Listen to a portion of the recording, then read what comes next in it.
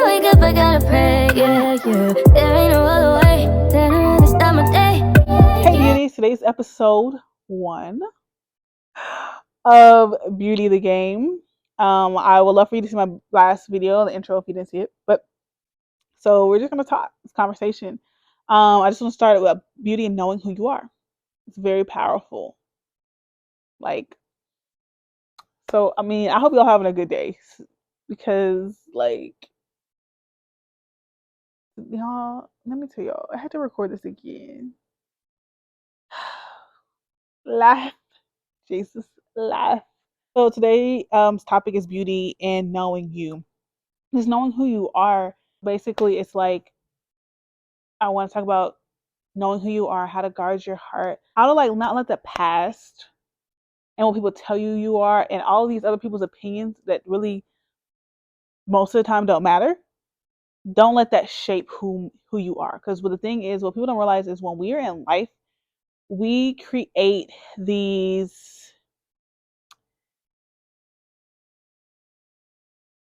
ideas of ourselves based off of stuff that we've heard people say.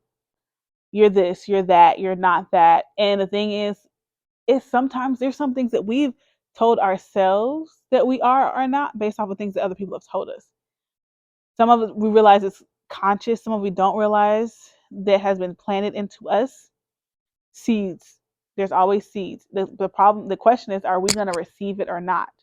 Whatever your name is, if somebody told me my name is Mickey and my name is Jordan, I'm gonna be like, yeah, you told me that, but I'm not gonna believe it. Why? Because I know who I am. I know what my name is. And the same thing goes with anything else somebody tries to tell you. And the thing is, the enemy, that's one of the enemy's biggest tricks. He knows who you are. He knows that you're a child of God. He knows that the power that's in you, the same power that raised the dead, heals the sick, cast out demons. He knows that you have the power that has authority. When you are a born again believer, God has given you the power and the strength, and He's made you victorious. And God has given you power that everything has to submit to. He's giving you power to talk over the things that crawl. You can speak to situations and testimony. You can speak to situations, circumstances, and you can bind stuff and you can loose stuff. Say, God tells us like the same power in heaven He's given to us. Jesus literally says that. There's so many scriptures that I want to put in the description below to look up for yourself. But God, the enemy knows all that of ourselves. He knows that he has no real authority. He knows it's under our feet.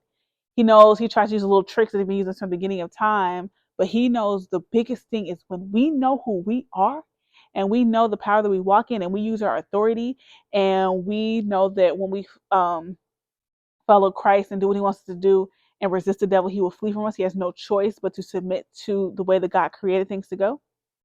Oh, he knows that that's going to come.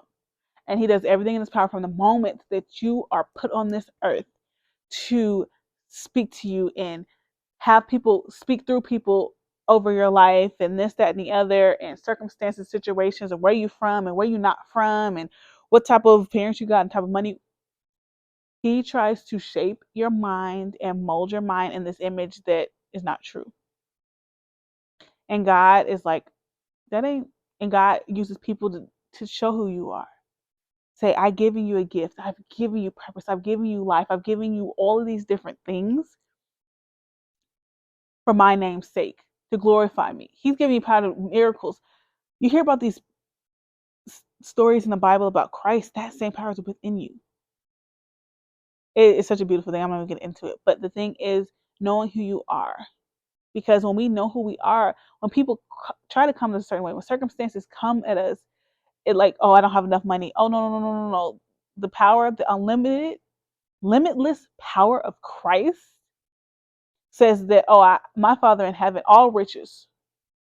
Dang it, how did it go? And he told you, your Father in heaven told you that all your needs are met according to not how much money you got in your bank, not how much money that the government gonna give you, and how much money your job gonna give you. All your needs are met according to His riches and glory, and that's in heaven, and that's unlimited. You talking about from a place that are paved, not paved in gold, but are created in gold. Because paved could be on top of it. The streets are created in gold. The streets, the thing that you walk on is created in gold from your Father, and He loves you way more than the street. And I think when you know who you are and you know what God has told you, you walk in this different level of, oh, and that stuff don't apply to me. That situation, that circumstance, yeah, that might be where I'm at, but that's not who I am. Yes, I might have said different things. That might be my past, but that ain't who I am today. Or I might be doing different things, but I know who God says that I am, victorious. He says I'm loved. Like, so even if I made mistakes and He says that I'm righteous, He says I'm holy. He said I'm His child.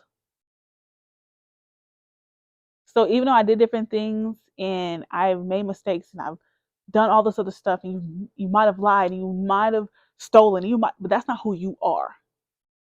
God don't look at you like that. So when you look in the mirror, you need to look in the mirror as God looks at you. And what people don't understand is God looks at you through a lens of Christ. So Christ is pure, Christ is without spot, Christ is His child, and He's proud of him, and He loves him, and he's loved, and He's righteous, and He's glorious. That's the same lens God sees you through. He sees you as His child. He doesn't see you as a liar or the manipulator or the past you or the stuff that He's shaping and molding you to be better at. He don't see you that way. He sees you as faultless. He sees you loved. He sees you in peace. He sees you where He's providing everything that you need, and He's knowing that you're not lacking anything. He sees you without anxiety. He sees you without worry. He sees you with the perfect plan that He has for you. So things might look like, oh man, I don't know what's going on. God's like, I see you where I want you to go. I see you with the gifts I've given you. You might have made mistakes before, but that's not how He sees you. So the thing is, knowing who you are, you'll look at yourself the way that Christ looks at you. And you won't look at yourself the way the world looks at you. You won't look at yourself through the mistakes that you've made. You won't look at yourself through the lens of the past or the lens of anybody other than God. Okay? Nobody's perfect. We all have different things that we're going. That's why God says, I'm going to continue to do a work into you until the day that Christ comes back. So no, I'm not perfect. I'm not greater than anybody. I'm not better than anybody. I'm not this, that, and the other. But I do know that who my God has called me to be. And I know that I want to look at myself and be that. So when I look at myself in the mirror through the lens of Christ, I want my actions to line up with that. Because God ain't a liar. So once two things happen, I have to create, not one or two things happen. One thing's gonna happen. I'm going to create and I'm gonna bear the fruits, and I'm gonna be kind, I'm gonna be joy, I'm gonna be all these different things. I'm gonna be what He says that I am, and I just gotta bring my actions to where He says I am. Because He's not a liar. So I'm gonna change. But we just have a power that's from Christ, and the biggest thing is knowing who you are. Knowing that as a human being, you are limited. You are nothing without Christ. You're dust. The power, your spirit, your soul, your mind is fed. You want to feed it through Christ. You want to feed it the word. You want to feed it good information. You want to listen to pastors that are appointed by Christ, not just anybody. You want to feed it good podcasts. You want to feed it good books.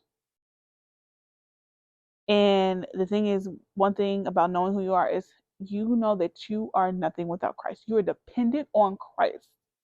And that comes with humility. That comes knowing that you're not in control. Knowing that you just can't do whatever you want to do without consequences either. And knowing that you are loved. He loves you. Those sacrifices done before you were even here for you. He created a purpose and plan for you. You are here intentionally. That's who you are. You are on this earth for a purpose. So, like, that's just today's episode, just finding beauty in knowing you. Write it down. I'm starting to get to the point where I'm writing stuff. These are scriptures that I'm writing down, knowing like who I am. That's what I want you to take with you. Write down who you are. Not who people tell you you are, not people think that you are, because do they really know you? Write down who God says you are, because God knows you. He knows how many hairs are on your head. He knows your name. He knows your past. He knows your present. He knows your future. He knows what He created you specifically for on this earth. There's a purpose. You ain't just here just to be here. God said, I need this person here, at this time and this generation and born here with these parents and in this situation and circumstances, because we're vessels. That is something that we are as well. We are vessels for his glory. And because he loves us so much, everything that he is for his glory, it's a purpose, it's a plan. Everything's lined up perfectly. We just gotta get in line. So, but I'm just so happy to be here. I love these conversations, and let me know what you think. Comment in the comment section. Share. I hope this video just speaks to somebody. I really create this for that. Peace. Be like, peace, love. That's my favorite emoji, y'all. Just putting that out there. Just remember that you're the prize always. Say that one more time. Just remember that you are the prize. Yes. That's like his golden slogan for me. Yeah.